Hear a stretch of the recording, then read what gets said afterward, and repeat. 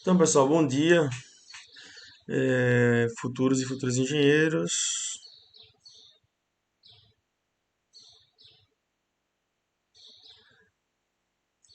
Vamos começar a aula de hoje. Nossa aula, levantamento aerofotográficos. Bem, o que se a gente entende, né, o que seria isso aí?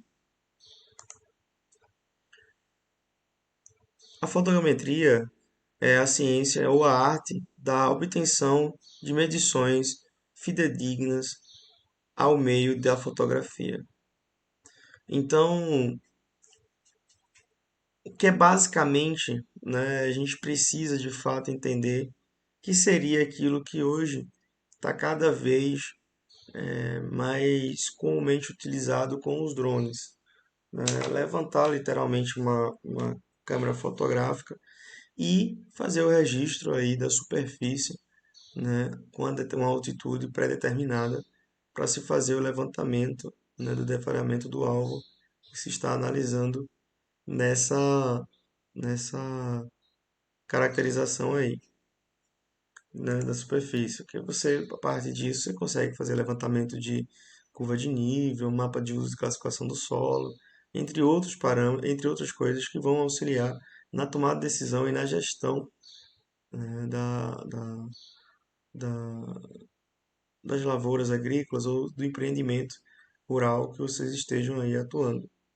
Então, falando um pouco de noções básicas sobre fotogrametria, né, iniciou-se, né, utilizando balões, que hoje o pessoal usa muito em turismo e tem várias fotos bonitas lá na Turquia.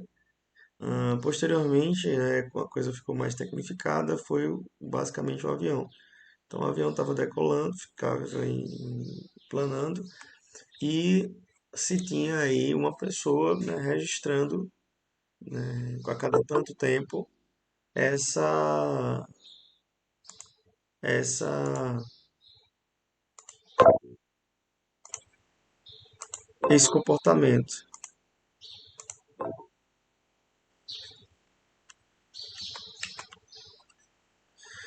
Então, o avião procurará manter-se durante todo o voo fotográfico na mesma altura, né? Por isso que eu falei com a questão do quando a gente utiliza drone, trazendo, né, atualizando, é uma altura pré-determinada e esse drone tem que ter uma capacidade de estabilização, né, de voo, né, para não haver, né, variação no registro. Ah, Seguir a direção reta com a velocidade uniforme, é a mesma coisa com drone. Câmera terá que estar orientada no sentido, com o eixo óptico que permaneça na vertical, né, em caso geral, fotografia vertical. Os disparos sejam uniformes, então naquela época, ou hoje em dia, se for utilizado, você tem que estar dando kick, né, constante. Cada tantos segundos você paf, paf, paf. Na verdade, na época era apertando o botãozinho assim, puf, puf, puf. E no drone não, você programa, né? A cada tantos segundos, a cada tanto tempo, ele vai lá e tira o registro, depois você consegue fazer aí, né? O objetivo disso, tanto seja por utilizando de forma manual na aeronave tripulada ou no drone, é você fazer sobreposição de imagem, consequentemente aí o mapeamento da superfície. É, Ambos os dois têm que ter condições de voo, né, favorável, questão climática. Não dá para se fazer isso na chuva, porque pode causar turbulência no avião e por questão de ventos fortes também, a depender da altitude, é complicado para drones. Ah,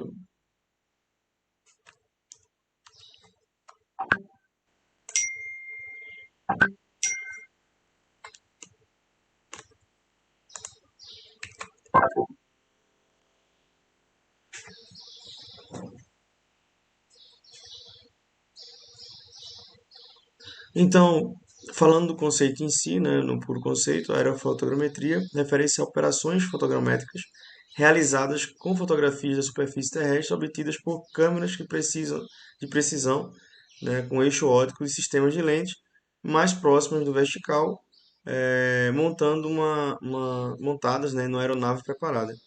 Então, a aerofotogrametria, basicamente, hoje, nos tempos atuais, são os drones que estão sendo muito utilizados. Quando ele é utilizado, né, para o âmbito agrícola, a gente pode estar aí falando que a gente faz um levantamento fotográficos.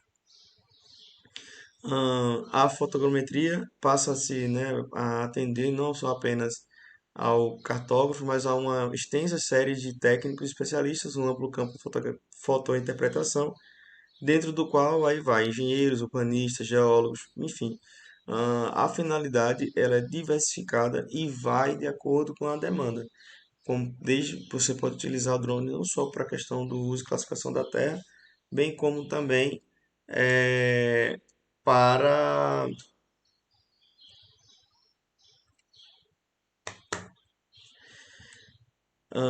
planejamento urbano, classificação e localização.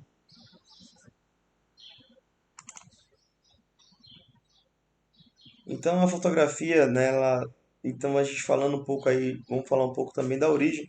A fotografia comum tem sua origem na época, é bem antiga, né? A gente consegue ter registro aí 350 anos antes de Cristo. Aristóteles, né, descreveu a produção de imagens através de passagem da luz por um pequeno orifício.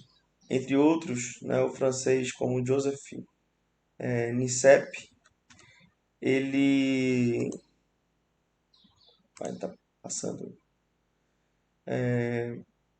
desenvolveu em 1839 um processo de fixação de imagem produzida pela luz, né, descoberta aí da fotografia que foi reconhecida pela Academia Francesa de Ciência. Então, a gente tem desde 1900, desde 350 anos de Cristo já alguns registros e o considerado mesmo e patenteado e tudo mais, 1839, né? Começou com um registro, né, de pessoas e, consequentemente, posteriormente, aí a utilização para diferentes áreas. E ainda aqui a gente falando um pouco, né, do histórico, em 1759, Lambert descreveu um tratado clássico sobre a perspectiva, sugerindo a sua utilização nas construções, né, de mapas. Então, essa proposta de mapas cartográficos, né, que a gente utiliza muito hoje no Google Maps, tudo começou com fotografia aérea. Eu vou mostrar algumas fotos posteriormente. E essas fotografias, obviamente, são praticadas e utilizadas até hoje. Então, a gente pode evidenciar, né, a prática da fotogrametria, práticas fotogramétricas, só pode se desenvolver após a invenção da fotografia. Então, em 1939, anunciou-se, né, o invento do processo fotográfico baseado em placas de metais, com camadas de iodeto e de prata, sensibilizado pela luz. Um ano depois, né, o geodesista francês Argo demonstrou a viabilidade do uso das fotografias para levantamento topográficos. Então, foi aqui onde entra, né, a, o uso, né, em 1840, de fato, né, a utilização da fotogrametria para essa área da engenharia agrícola ou das engenharias dentro das ciências agrárias ou não agrárias, engenharia em comum, né, o uso para topografia. E recentemente, né, foram reconhecidos também experimentos do químico brasileiro de origem francesa, Hércules Florence, que na mesma época, em Campinas, São Paulo, inventou um processo de heliográfico semelhante ao de Daguerre. Então, assim, nessa época não existia internet, não existia a comunicação tão rápida e tão fácil. A gente percebe que a gente tem, né, criações e concepções diferentes em diferentes pontos. E fica aí o registro de um brasileiro. Então, a capacidade de criar novas ferramentas que vão auxiliar, né, ou facilitar o processo de trabalho de vocês no campo, ela é ampla. Então, fiquem sempre atentos e espertos para criar e desenvolver novas técnicas.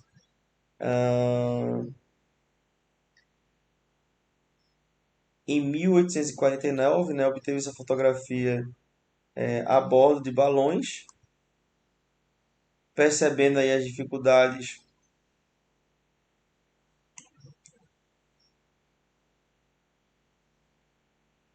que estão existentes para a obtenção de fotos aéreas. Laserdata, Laserdet, concentrou seus esforços no mapeamento usando fotogrametria terrestre. Em reconhecimento ao seu pioneirismo, recebeu o título de pai da fotogrametria em 1400 e 1849. Deixa eu só colocar aqui o ponteiro. Então esse cidadãozinho aqui deu um tapa aí para evoluir a nossa área.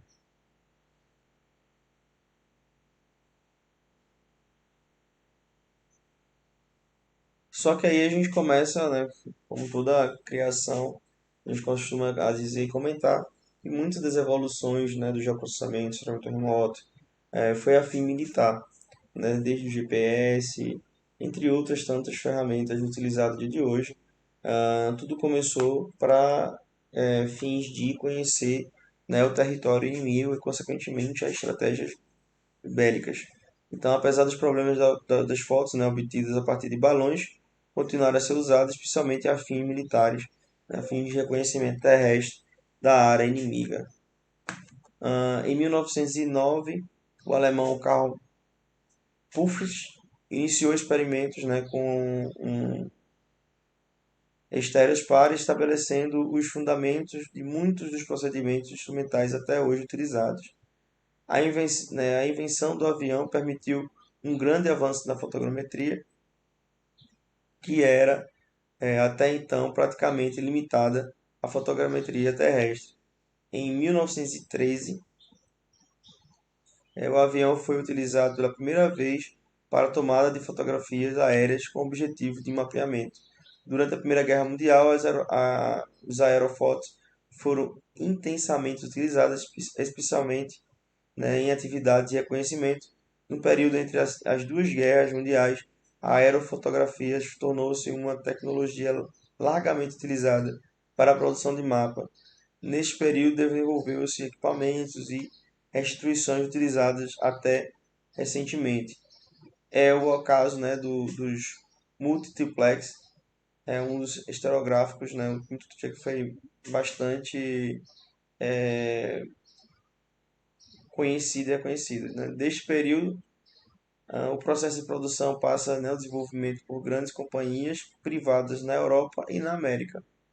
Durante a Segunda Guerra Mundial, as técnicas fotogramétricas foram utilizadas como nunca anteriormente, né, principalmente para facilitar os usos e as estratégias bélicas. E aí, advendo o computador, né, permitiu o processo ainda maior da ciência fotogramétrica. Inicialmente, na década de 50, foi utilizado para cálculos de blocos de aerotriangulação. O que significa aerotriangulação? São a estratégia, né? Você a triangulação de imagens que você consegue fazer uma melhor sobreposição e, consequentemente, né, um melhor detalhamento de fato da superfície. Então, apesar do pioneirismo, o equipamento desenvolvido por ela Elava não foi aceito pela comunidade fotogramétrica devido ao estágio ainda, né, embrionário da informática e tudo mais. Somente em 1976, no Congresso de Hamburgo, as grandes companhias produtoras de equipamentos fotogramétricos apresentaram os seus modelos restituidores analíticos. Era o fim aí, né, de equipamentos analógicos, e aí a gente passa aí a mudança para o modelo digital. Então, até chegar no que a gente tem hoje de drone, percebam que teve todo um retrospecto, né, toda uma evolução, e sempre a fins de matar a gente, reconhecer o território inimigo, a fim militar, a fim bélico. Então, esses equipamentos analógicos passaram a receber dispositivos de digitalização de coordenadas sendo conectados a computadores. Iniciou-se a chamada de fotogrametria assistida por computador. que é o que a gente consegue fazer hoje tranquilamente com drones, ah, dentro de aplicativos de smartphone ou tablet. Atualmente estamos assistindo à substituição da fotogrametria analógica e analítica pela fotogrametria digital, né? Que eu já falei para vocês que basicamente é a questão de drones. As estações de trabalho fazem o trabalho de restituidores com a vantagem de se realizar várias tarefas no modo automático, como a coleta de modelo digital terreno, que é o MDT, e a produção de ortoimagens. E assim, você consegue uma automação, né, completa do processo de restituição com a extração de identificações automáticas de feições. Ainda deve se guardar avanço significativo da ciência fotogramétrica e da área da inteligência artificial. O que é que está acontecendo muito hoje? Você consegue extrair essa informação rapidamente, né, utilizando um drone, e consequentemente você utilizando a inteligência artificial, você consegue aí colocar e treinar o sistema para que ele identifique determinados problemas. Isso faz com que agilize o processo, né? Por exemplo, de tomar decisão quanto à entrada de trator, quanto à mudança de talvez declividade desse terreno ah, ao passar dos anos, questão de trazendo aqui um pouco para culturas, identificação, né, de movimentação de pragas ou de doenças, né? Enfim.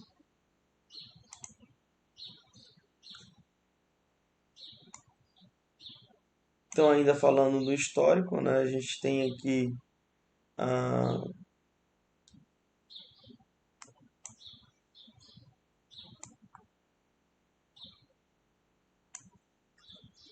o famoso fotógrafo parisiense, né, Félix Touchet, 1820, ele viveu até 1910. A gente tem a primeira fotografia aérea de um balão, né, cativo nos Estados Unidos, em Boston. E aqui a gente tem um balão, né, segurando, né, por tropas unidas do exército no dia 1º de junho de 1862, durante a Batalha de Fire Oaks, Virgínia, nos Estados Unidos, utilizada para missão institucional, enfim. Então, tudo esse conteúdo aqui está nesse capítulo do livro em que está no cigarro. Aqui a gente tem um balão, né, sendo inflável, utilizado no sistema de portátil, gerando um gerador de hidrogênio, também durante a batalha da Guerra Civil Norte-Americana. Aqui a gente tem uma fotografia, né, oblíqua sobre Paris, né, tirada por Gaspar Félix, no balão cativo, 500 metros acima do solo. E aqui a gente tem a fotografia aérea, né, dos escombros de São Francisco, Estados Unidos, obtida por George após o terremoto dos escombros. Essa imagem fica melhor no PDF. No dia 18 de abril de 1906, usando a câmera de 22 quilos presa na aeronave cativa, com uma sequência de 17 pipas amarradas em um navio na Baía de São Francisco. As pipas obtiveram, né, uma altura, atingiram uma altura de 610 metros. Isso aqui é uma cortesia da biblioteca do Congresso, não sei das quantas. Gente, uma câmera pesava 22,5 quilos. Um smartphone pesa gramas. E as câmeras hoje pesam gramas também. É impressionante. E aqui a gente tem, né, a evolução, né, a fotografia no caso aqui, pilotada, muito parecido com 14 bis. Santos Dumont, brasileiro mineiro, bacana. Aqui a gente tem o piloto e aqui, né, o rapazinho que iria fazer o registro. Ó, aqui, ó, que trambolhão. E aí ele ia apertando e fazia esse mapeamento. Aí com a evolução, né, aqui na Primeira Guerra Mundial já teve um aviãozinho melhor. E agora aqui é onde ficava, né, a câmera ficava fixada na aeronave. o piloto tinha que se manter constante e ele ia tirando fotografia. Não sei se essa aeronave já tinha equipamento tipo uma metralhadora para poder defender contra os inimigos, né? Pra trocar bala, mas basicamente, né, no lugar de ter alguém aí com a metralhadora, teria aí o registro da superfície para se fazer o planejamento. Então percebam, né, que se tem uma evolução, né, muito rápida das tecnologias. A gente consegue ver, né, em 1915, né, uma determinada situação, e já na Segunda Guerra Mundial, poucos anos depois, a gente já tem uma circunstância totalmente diferente. Agora imagina se você tivesse que fazer um levantamento de superfície e tivesse que estar pendurado no tipo um ultraleve, parecendo muito um ultraleve, e estar registrando. Fantástico, né, a evolução que a gente tem ao longo do tempo. Aqui a gente tem uma fotografia aérea, né, grande escala, né, de uma ilha no sul, Padre, né, no Texas, Estados Unidos, obtida em 2005, utilizado por veículos aeronavegamente não tripulados. Que aí a gente começa agora com a evolução da fotogrametria, que são, né, a utilização, né, de VANTs, drones. Então a gente tem diferentes circunstâncias de produtos que a gente pode trabalhar. Aqui a gente tem um exemplo aqui de 6 drones, né, 6 vans, e a gente vai ter utilização diversificada de acordo aí com a demanda dos mesmos. Como por exemplo, esse daqui, né, ele tem uma autonomia de 40 horas, ele pesa 14 quilos e ele chega a uma altitude aí alcançar, né, em metros, 6.000 metros, e a gente tem um alcance em quilômetros. Ele pode chegar a uma altitude de 6.000 metros e pode ter um alcance aí de 3.000 quilômetros. E a altura do comprimento de envergadura, enfim, isso aqui é uma coisa mais técnica na questão né, das inclinações. A gente tem aqui uma autonomia só de 2 horas e meia, e esse drone aqui pesa muito menos, na verdade muito mais, 138 quilos. Ele vai ter alcançar uma altitude de 1.525 metros e vai ter uma finalidade aí, né, de 30 quilômetros. Esse daqui vai ter uma autonomia de 1 hora, né, ele pesa 3 quilos, bem menos que os demais. Né, ele chega a uma altitude de 152 metros e tem um alcance de 12 quilômetros. Esse daqui a gente vai ter uma autonomia aqui de 42 horas, né? Ele tem um peso de 11 quilos.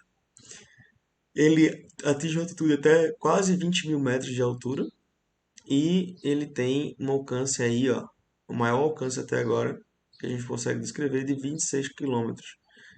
Aonde é que ele é muito utilizado? Ele é utilizado muito na questão da batedura militar, né?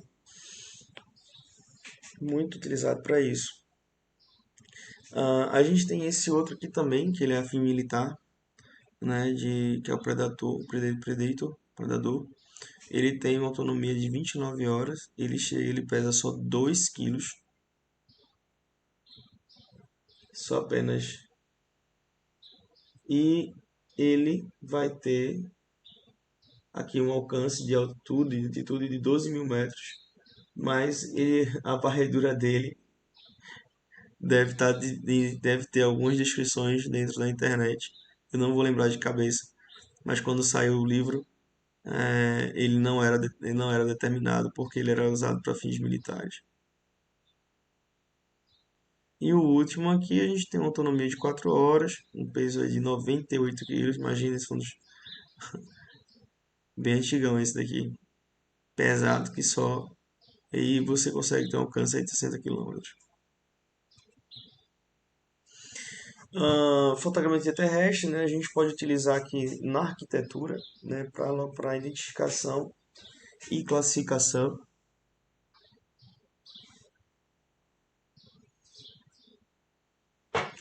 A gente identificar e classificar os detalhes, né, de prédios. A gente vai para fazer reconstrução, né, reconstituição ou reconstrução de determinada circunstância, né, como com acidente de carro, mapeamento e detalhamento da arquitetura, de estátuas, mapeamento e detalhamento arquitetônico de tetos, isso é fotogrametria terrestre, utilização de câmeras, né, métricas no UMK, escala de 1 para 200, fotos tomadas a partir de, de cestos suspensos ou outros guindastes, restituição estereofotogramétricas analítica, numa escala aí de 1 para 50, né, com precisão, obtenção de medidas de 0,1 milímetro. A captação de fotogrametria permitiu a reconstrução do projeto e das atuais deformações do guindaste e e os resultados, né, dessas reconstruções serviram como dados de entrada para programas de cálculo, né, de esforço suportado pelo equipamento após a deformação sofrida. Então, assim, há todo uma ciência aí, né, que você pode estar se utilizando. Então, esse aqui é o castelo, né, que ele foi utilizado na fotogrametria terrestre para se fazer a reconstituição, né, a restauração dessa, dessa, dessa, desse, dessa construção. E também utilizado para se fazer, né, a planta, as vistas, planta baixa não, mas as diferentes vistas dos diferentes prédios, com os diferentes detalhamentos, né, que facilita bastante aí. Aqui é um equipamento muito utilizado, né, para se usar nesse sentido da arquitetura. Ele é um laser scan, ele é um escaneador, né, ele é fixado em determinado ponto e ele vai fazendo a sua visada e, consequentemente, você consegue ter aí, de fato, né, a composição e o detalhamento de todos, enfim, da fachada que você está analisando. E os aerotransportados, a gente consegue aí muito mais facilmente hoje em dia determinar curvas de nível em diferentes escalas, o que vai nos facilitar muito a tomada de decisão, né, quanto à questão de entrada de maquinário, quanto à questão de direção de plantio, né, quanto à questão de movimento de água no solo e tudo mais. Posicionamento de sistema de irrigação, são coisas que vocês vão estar dimensionando e aprendendo aí ao longo do curso de vocês. Câmeras métricas, né, são geralmente utilizadas para fins cartográficos pelo alto grau de correção para distorções geométricas. Aqui a gente tem, né, um plano focal, né, um centro. Imagina que tem uma aeronave, né, passando, então ela vai estar na vertical, a gente vai ter o centro, né, da câmera óptica e onde ele vai estar, né, registrando esse ponto. Aqui a gente tem a distância focal, o ângulo do campo, a distância do foco, a diagonal da fotografia e a distância, né, do sensor até a superfície. Ainda falando de câmeras métricas de classificação, né, a gente tem a pequena angular, angular normal e a grande angular. A pequena angular é menor que 50 graus, uso militar, voos altos, né, em áreas urbanas. A angular normal 50 graus a 75 graus, né, cartografia, grande precisão planimétrica. E angulares de 75 graus a 100 graus, né, utilizado em cartografias, mapas com escalas pequenas. E superior e super grande angular são maiores que 100 graus. E o reconhecimento, esses graus são de inclinação, tá? No ângulo de campo. Para preenchimento, né, e apresentação grandes, essa daí, né, é para reconhecimento, porque apresenta grandes distorções. Então, acima de 100 graus não é interessante para uso a fim de detalhamento ou de uma precisão, mas para reconhecimento tem tranquilo, é uma fotografia basicamente. Então a gente tem aqui a lente, né, o eixo do eixo óptico e como é que a gente faz. Então a orientação da câmera para vários tipos de fotografia aérea. Então, a gente tem a câmera, né, na vertical, oblíqua baixa e oblíqua alta. Você vai ter a mesma superfície com demonstrações né, diferenciadas. Né? Uma oblíqua alta você consegue ver um horizonte, né? A oblíqua baixa e a vertical, normalmente é a que a gente utiliza aí para fins, né, de agricultura, para fins do nosso trabalho e nossas finalidades. A gente tem também, né, a questão agora das câmeras métricas de filmes, as pancromáticas, né, as preto e branco, como vocês podem ver, né, são sensíveis ao espectro do visível. E além da pancromática, tem aquelas que todos nós já conhecemos e utilizamos no dia a dia, que são as pancromáticas coloridas, né, sensível ao espectro do visível, que tem já disponível em diferentes tipos de smartphone. Uma câmera um sensor muito utilizado, né, é o infravermelho. Vocês vão ver isso muito no estacionamento remoto. Para a agricultura é essencial, porque a planta ela tende a mostrar o seu comportamento metabólico, né, desenvolvimento fisiológico. Ela expressa a absorção de radiação mais no infravermelho. Então, para caracterizar de fato a saúde, né, nas lavouras, o comportamento, né, o desenvolvimento vegetativo, a gente vai utilizar muito a questão do sensor dentro do infravermelho, que vai de 0,36 a 0,9 aqui nesse exemplo aqui, né? Aí a gente tem, normalmente as câmeras são tiradas em tons de cinza e aí aqui é uma fotografia processada em tom colorido. Então, são importantes, né, para componentes do sistema fotográfico constituir-se de uma película de vidro com capacidade de absorver e transmitir radiação eletromagnética de forma seletiva. No caso das fotografias aéreas, os filtros são geralmente utilizados para remover radiação indesejadas. Os mais comuns são aqueles para remoção de bruma, né, que são névoas. Ah, professor, aí com imagem de satélite, né, utilizando esses sensores aí no satélite, em órbita, né, no espaço. Eles vão ter filtros também para se evitar alguns tipos de ruído e etc. e tal. E ainda falando sobre agora, né, câmeras métricas, agora a gente vai falar um pouco de câmeras digitais.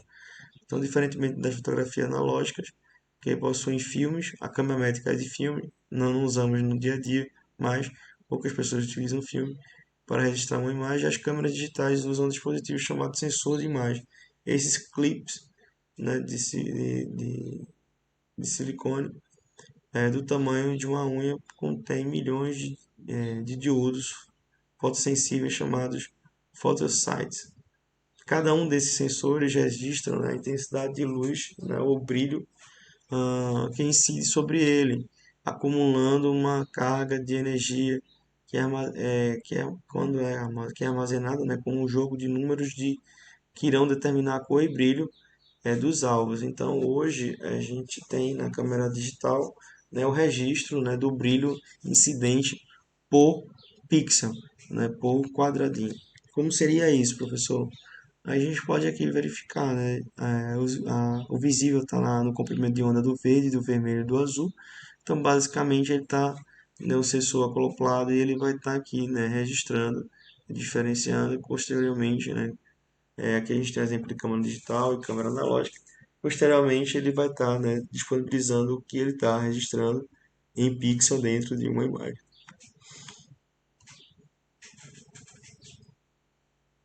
Então, a gente falando agora de geometria da fotografia aérea vertical, então é necessário que se conheça muito bem a relação entre a escala e a geometria básica da fotografia aérea para que se possam, né, fazer medições sobre elas. Então, a geometria, ainda falando, né, da vertical, um aspecto importante é que a distância focal da câmera métrica é fixa, porém, em uma mesma área fotografada, o eixo, né, existem zonas de relevo diferentes. Desta forma, a escala da fotografia aérea varia com a altitude de cada ponto do relevo. Então, a escala, né, por mais que a gente tenha um drone aqui registrando foto, a escala, né, da superfície ela vai ser alterada conforme aí essa diferença de nível. E outro ponto importante que deve ser considerado é a projeção da fotografia aérea vertical e cônica, ou seja, possui uma um deslocamento radial da projeção em relação ao eixo vertical. Esse deslocamento aumentará significativamente a altura do objeto com a distância entre o objeto e o ponto principal da fotogrametria. E aqui a gente falando, né, da escala da fotogrametria, podemos de fato aí perceber que a escala da fotografia é a reação entre a distância, né, dos alvos, de Azinho e Bzinho, de Azinho e Bzão. Isso aqui a gente determina, através disso aí, a escala. Né, dos triângulos semelhantes, temos que aí a gente consegue aí fazer, né, de acordo com a escala. Se é uma superfície uniforme, está tranquilo a determinar. Se é desuniforme, a gente precisa, né, fazer a triangulação e os cálculos de forma separada pontualmente. Aqui a gente vai ter um exemplo. Suponhamos que a figura, né, a estação de câmera está a uma altitude de 1.580 metros em relação a um datum. A altitude do terreno é de 298 metros, a distância focal da câmera é de 210 metros. Vamos calcular essa escala.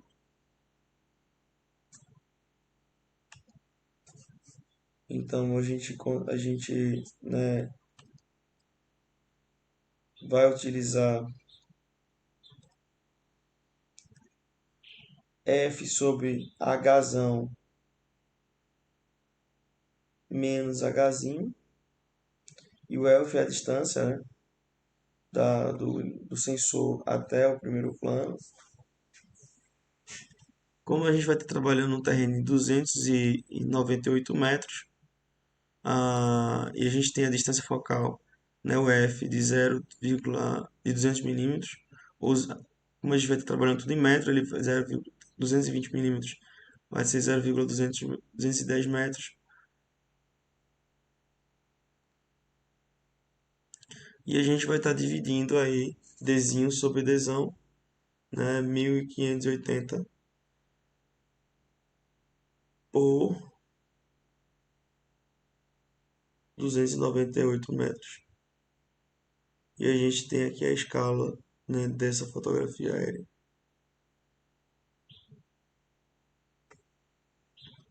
E quando a gente tem um terreno irregular, a gente consegue aqui fazer, né, a mesma coisa, utilizando a equação, né, que aí vai ser diferente.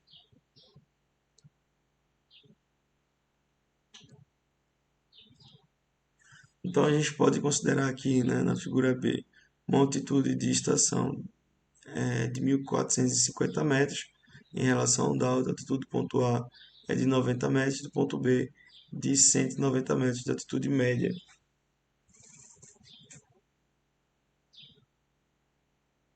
Vamos todo mundo ciência. Deixa eu ver aqui. Tá tudo certo na sala.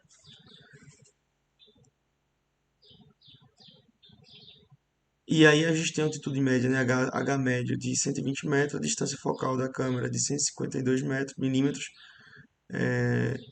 Para calcular a escala, né, do ponto A e do ponto B, medida basta fazer. E a gente vai aqui para a equação. Né? Se a gente precisa fazer primeiro do ponto A, né, do ponto menor, 90 metros, depois a gente faz aqui com 190 metros. E aí, ao final, a gente determina que a escala média está de 1 para 870, de 1 para 8.750. Então, cada 1 metro representa 8.750 metros. E aqui a gente tem um exemplo de variação de escalas, né, na fotografia inclinada. Então, aqui é a superfície que você está imaginando, e de acordo com a inclinação, você vai ter, né, uma alteração aí dos eixos, né, e da correspondência de fato da superfície. E aí a gente chega, né, nessa questão de qual a altura a ser voada. Isso é uma das perguntas muito frequentes quando a gente está utilizando aí fotogrametria. Então varia com a escala da fotografia que vocês querem trabalhar, né? Com o intervalo de curvas a ser usado na distância focal da câmera, né? A posição do sol também é importante ser considerado, levar em consideração, uma vez que o excesso de sombra irá prejudicar o detalhamento importante, né? Quando vocês forem fazer aí a caracterização dos alvos, do alvo, né? Da superfície. É inconveniente também que o voo com o sol a pino, porque não haverá suficiente e constante entre muitos objetos do terreno. Uma outra pergunta muito frequente, né? Qual características, né, do avião? Tem que possuir uma velocidade prevista, né, para o projeto, o teto de voo suficiente, uma boa estabilidade durante o voo, assim como um raio em ação necessário, a fim que evite, né, a interrupção de uma missão, que se você interromper, pô, vai complicar aí para poder achar de fato a mesma posição e fazer essa sobreposição de imagem. Então, quando se sobe, quando se levanta voo, para se fazer um levantamento, né, aerofotográfico, você tem que levantar e executar. Não dá para ficar deixando ele incompleto, o que altera muito a alteração de aeronaves tripuladas para o Vante, né? Você consegue ter o registro na onde ele parou. Você troca a bateria, ele sobe e começa e continua de onde parou. A determinação da direção do voo é resultante, né, do tipo de relevo, né, da área a ser fotografada, da configuração dessa área, da capacidade de produção por parte dessa tripulação e da orientação, né, de modelos em relação à fotografia e à posição do Sol. E aqui a gente tem, né, a geometria de fotografia aérea vertical e, e tanto no colorido quanto no preto e branco. Antigamente a gente tinha que também anotar todos esses dados, né? O número da ordem da fotografia, o altímetro para saber a altitude de fato de voo do avião, tem que estar registrado. O nível, né? Tinha uma bolha de nível, né, nessa câmera para saber como é que estava a inclinação. O relógio para saber que período foi feito isso. E a descrição da câmera projetada. São bem legais essas fotos antigas de fotogrametria. Aqui a gente tem uma geometria da fotografia aérea vertical, né, como é o comportamento. E o mapeamento pelo processo fotogramétrico, a gente pode, né, ter o projeto. A gente começa pelo projeto fotogramétrico, o plano de voo, depois a gente passa para a pré-sinalização de alvos, posteriormente o voo e tomada dos fotogramas, passando aí para o processo de processamento fotográfico e podendo haver, né, reproduções e ampliações ou não, e por fim determinação dos pontos fotoidentificáveis para apoio em campo. A gente pode fazer aí a determinação do campo, a determinação dos pontos, né, de pontos fotoidentificáveis para apoio de campo e feito isso a gente vai fazer o levantamento de campo, né, de poligonação eletrônicas, nivelamentos geométricos ou trigonométricos e utiliza o GPS e aí a gente chega de fato à triangulação. Chegando aí à aerotriangulação, a gente tem as marcações, né, muito chamada de pugagem, dos pontos de passagem, a medição das fotocoordenadas e os ajustes de blocos. E aí a gente passa para restituição. Na restituição, a gente vai ter a orientação do modelo, né, ortofotos, fazendo aí a coleta digital das feições planimétricas, coleta digital altimétrica de curva de nível, modelo digital do terreno, edição dos dados, plotagem final e expansão. Também podemos fazer a expansão, né, diferentes formatos antes da plotagem final. Aqui a gente tem um plano de voo aerofotográfico, né, descrito aqui como seria em voo. Em drone é praticamente a mesma coisa, só que ele não faz curva. Ele chega aqui, prup, faz de forma de quadrado. E a gente passa aqui, né, para a questão do plano de voo. A gente tem o voo fotogramétrico é realizado de forma a cobrir o terreno ao longo das faixas longitudinais na direção norte e sul, preferencialmente, ou leste e oeste. Vai depender de onde é que vai vir essa rajada de vento, né, que para evitar aí evitar, né, possíveis transtornos quanto à instabilidade, né, de voo, seja avião, seja drone, né? Então as principais especificações seriam o recobrimento longitudinal de 60%, o descobrimento lateral de 10% a 30%, a área a ser fotografada, a escala desejada para a fotografia deve ser, né, especificada, distância focal da câmera e fotogramétrica e a velocidade do voo, definitivamente. Então, a vista superior de duas faixas mostrando a superposição longitudinal e a superposição lateral. Perfil esquemático, né, mostrando a cobertura longitudinal de cada fotogrametria. Aqui a gente tem a superposição entre as fotografias, né, as fotografias antigas. Então, o avião fazia as fotografias, tinha todo aquele registro que eu mostrei aqui, né, nas fotografias. Depois tinha esse trabalho de fazer a sobreposição manualmente para você ter a descrição da superfície. Sinistro. Hoje, com a fotografia digital, né, a gente consegue já praticamente com aplicativos e programas, rapidamente você já vê tudo projetado e colorido na tela do computador ou do smartphone no tablet. Ainda falando do plano de voo, né, a execução dos voos no território nacional é competência da organização do governo federal e de empresas privadas que estão habilitadas a executar esse tipo de serviço. Para se fazer esse levantamento, você precisa ter permissão, né, da aeronáutica.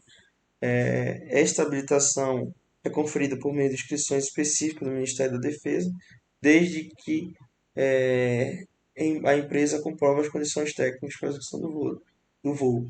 Cada cobertura aerofotogramétrica realizada depende, né, das prévias concessões de licitação do Ministério da Defesa, aonde devem ser informadas, né, a localização e limite de áreas que vai ser levantado. Então você não pode levantar voo para levantamento de superfície sem o Ministério da Defesa ter ciência que está sendo feito isso e qual a finalidade para a questão de manutenção de segurança pública e soberania nacional. Aí aqui a gente tem a passagem do avião, e ele tá clicando, tem os cliques, né, com o tempo, né, temporizado, então a cada tantos segundos, a pessoa aperta o botão, ele registrou a superfície, depois registrou a superfície, e você vai ter aqui um distanciamento de superposição. A mesma coisa frontalmente, né, ele passou primeiro aqui, vai fazer a volta e vai voltar por esse ponto, e você vai ter a caracterização, a triangulação aí, né, para caracterização da superfície. Falando da paralaxe, né, é um deslocamento aparente da composição de um objeto causado pela mudança do ponto de observação. Portanto, quando uma câmera aérea tira fotografias seguidas em um intervalo de regulado tempo, a mudança de posição de uma imagem de fotografia a seguinte, causada pelo movimento do avião, é chamada de paralaxe X ou simplesmente paralaxe. Então, qualquer alteração aí, né, de visada, a gente chama isso aí, né, de paralaxe. Então, existem dois tipos de aspectos importantes. Então, a paralaxe, né, de qualquer ponto deve ser diretamente relacionada com a elevação do ponto. A paralaxe é a maior, na maioria, né, dos pontos mais altos do que os pontos mais baixos. Então, o que seria isso? Seria essa variação, né, do registro da informação na passada, né? Eu mostrei para vocês aqui anteriormente a angulação que ele registra. Então, essa distorção aqui, na possível, que o avião não pode subir ou alterar, ele tem que manter constante. Então, essa triangulação aqui, esses ajustes têm que ser feitos. E por conta disso, né, dessas deformidades, se chama-se paralaxe. O resultado de uma missão, né, fotográfica, constituída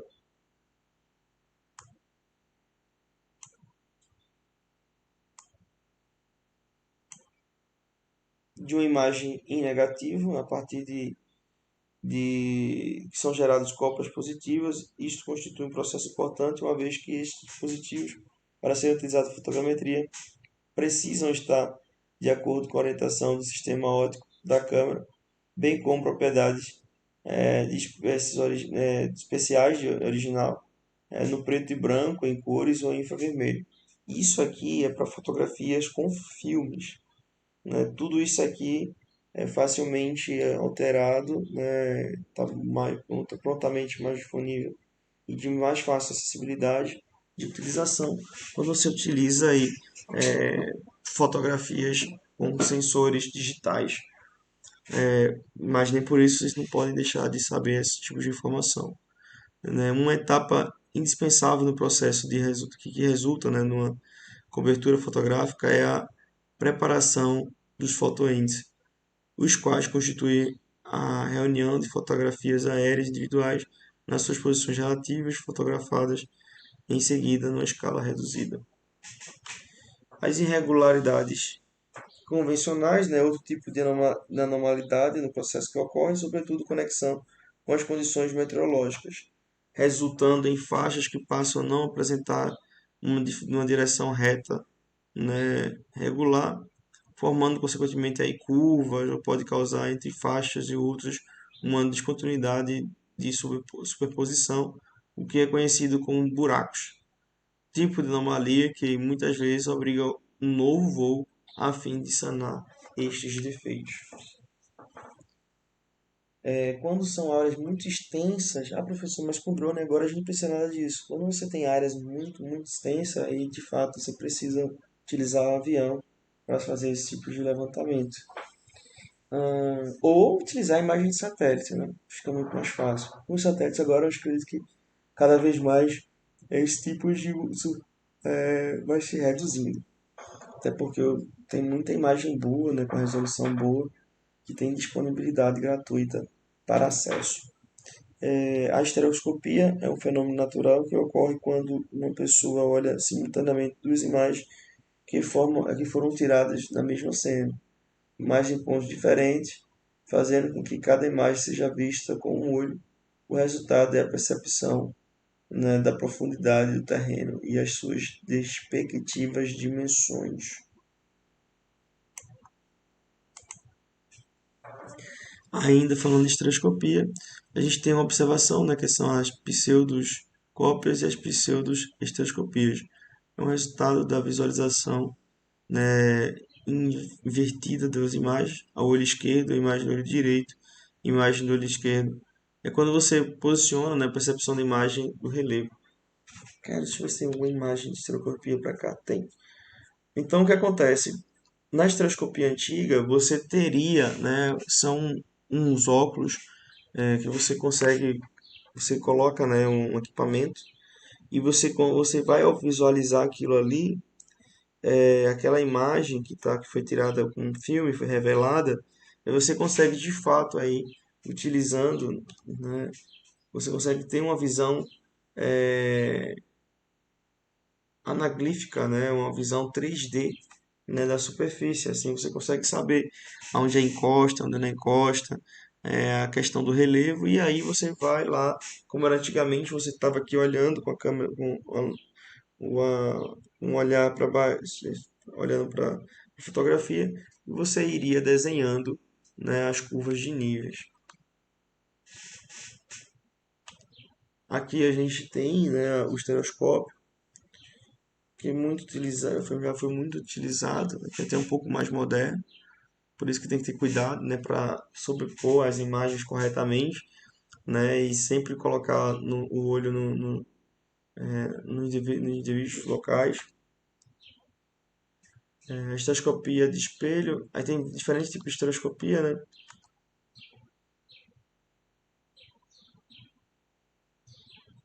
A gente tem a estereoscopia de lente de bolso, era essa daqui, e a gente tem a de espelho, que era muito utilizada em laboratórios, onde você consegue fazer inclinações de 45 graus e tal.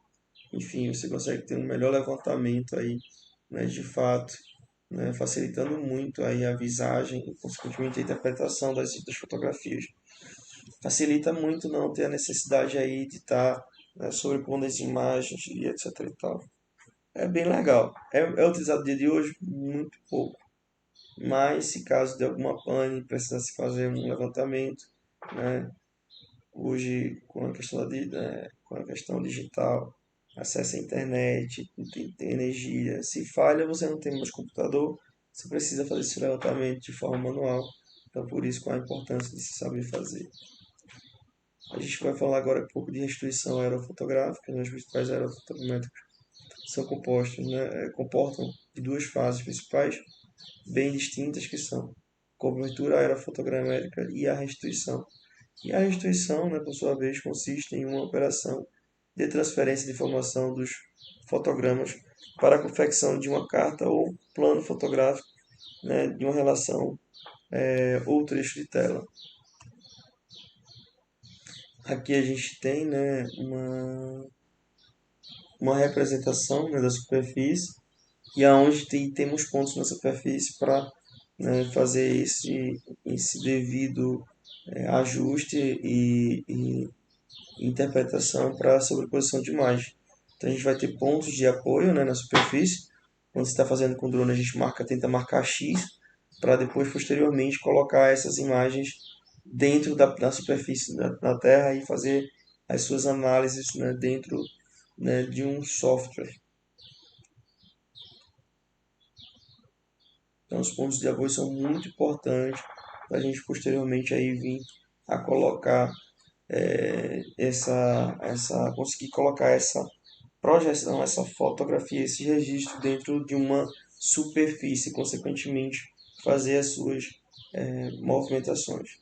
E aí, falando de ponto de apoio, né, o primeiro passo para se efetuar a restituição a serem levantadas planimetricamente, é o que a gente utiliza em topografia, no processo topográfico, o GPS, de uma rede suficientemente desses pontos de controle, não chamado pontos de apoio, que sejam facilmente identificados nas fotografias aéreas. Então a gente precisa pegar pontos com coordenadas geográficas que você consegue olhar para a fotografia e saber exatamente onde eles estão. Esses pontos deverão estar preferencialmente ao nível do solo, não muito acima dele. As operações necessárias para se confeccionar um mapa são eliminação, deslocamento da imagem devido a relevo, compensação da escala geral a cada fotografia em relação à escala do mapa, a correção dos deslocamentos das imagens devido às inclinações laterais e longitudinais, determinação da orientação real da fotografia, rotação azimutal, ligação das áreas de mapas que serão confeccionadas ao sistema de coordenadas,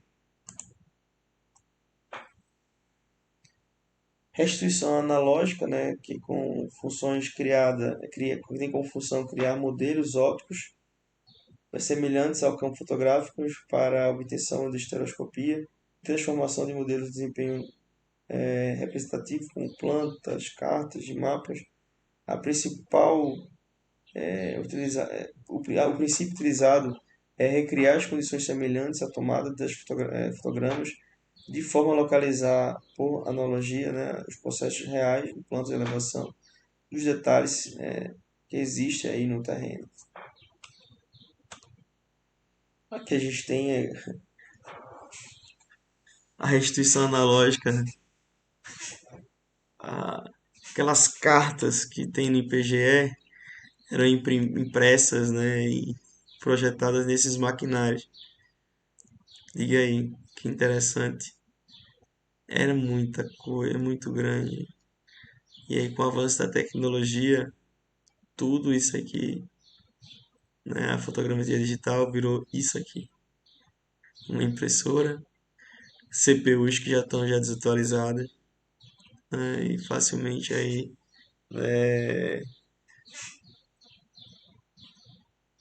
facilmente utilizadas, né? Então a gente falando aí da aerotriangulação e extração automática de modelo de estado de imagem, o MDE, Aí a gente tem a aerotriangulação, né, e extração do automático MDE. Então, a aerotriangulação é a desificação de pontos de controle utilizado nas correções entre as imagens das fotos aéreas de sistemas de coordenadas de mapeamento, partindo de poucos pontos de coordenadas, conhecendo nos dois sistemas, né, de fotografia de terreno, e serão utilizadas na solução matemática para ajuste de bloco de imagem. Então, quando se tem poucos pontos na superfície a ser imagiada, né, foram coletados poucos pontos com GPS, a gente precisa fazer uma aerotriangulação para encontrar os outros pontos e, consequentemente, ter menos variação aí de erros na sobreposição da superfície. E a extração automática NDE, né, utilização após o ajuste dos blocos de imagem, né,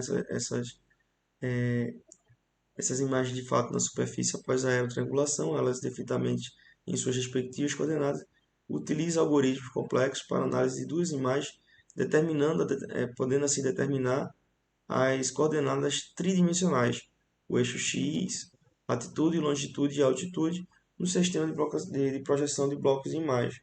Então, o modelo digital de elevação é utilizado no processo final, né, que é a ortoretificação. Através disso, você consegue ter o produto, né, ortoimagem corrigida, né, de distorções, posições do sensor e relevo e curvatura terrestre na projeção cartográfica. A autoimagem, né, fotografia ou imagem com a projeção fotográfica perpendicular ao terreno. E as vantagens, né, a medição sobre a imagem correspondem a realizar sobre a superfície do terreno. Para a correção do relevo implica a necessidade de um modelo numérico de elevação. A autorretificação, né, é a correção dos erros geométricos, orientação da câmera do sensor, erro de sistema de associação de câmera ao sensor, curvatura terrestre e deslocamento devido do relevo MDE. E aqui as aplicações, né, o exemplo de restituição de fotografias aéreas em escala de 1 para 5.000. Você consegue aí ter a descrição, se a gente fosse, daria para a gente fazer isso aqui, Pro e Pitinga, a gente conseguiria de fato ter né, o desenho técnico, né, de vista, né, de desenho técnico de localização, né, dos terrenos na vista aérea, na vista superior e as caracterização, né, dessas superfícies.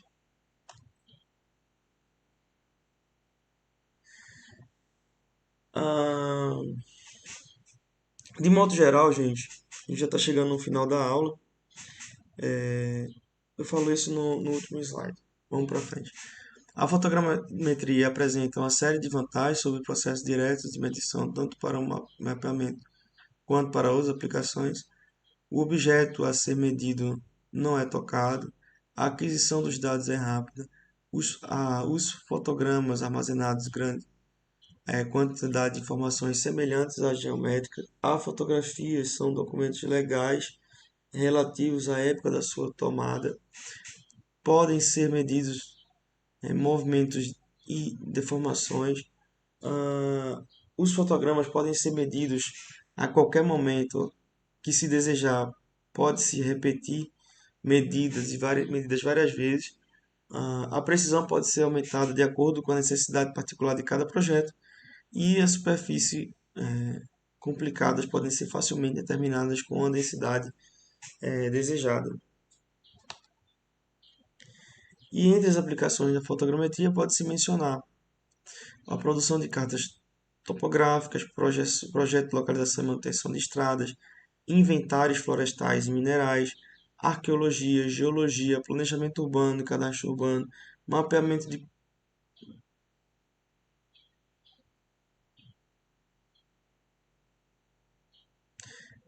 plantas. Aqui está errado, planetas. Cadastro rural na medicina e indústria.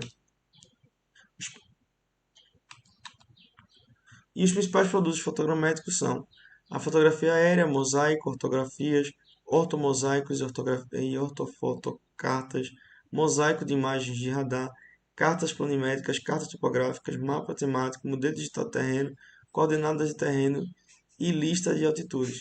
Lista de coordenadas específicas, entre outros.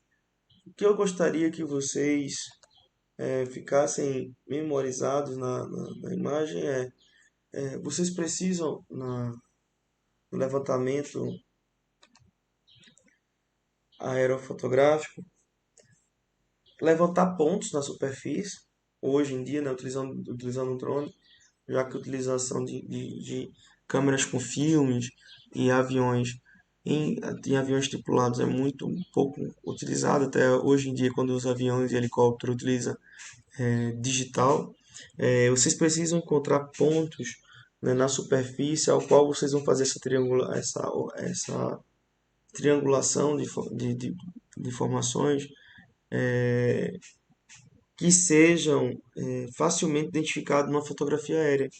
Porque quando você parte para uma imagem assim, esses pontos eles têm que ter uma fácil identificação para quando vocês derem um zoom, a aproximação, vocês conseguem dizer, não, é esse ponto aqui, você crava e identifica, né, a latitude e a longitude do mesmo.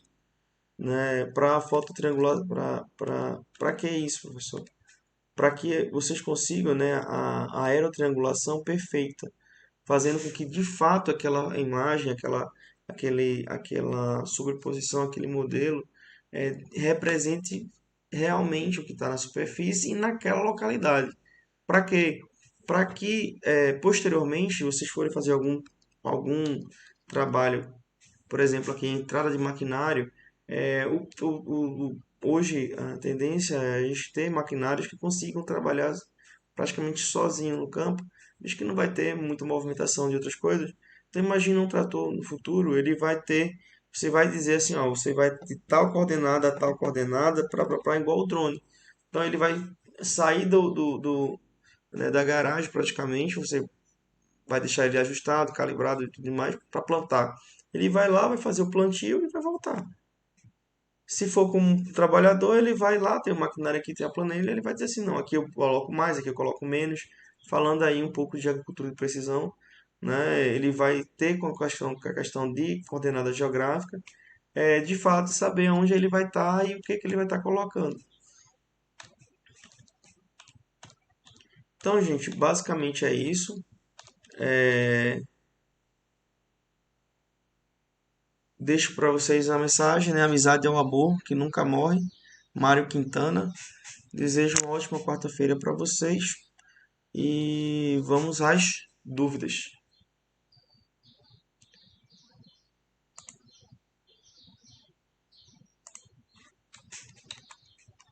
Acho que ninguém vai ter dúvida, não?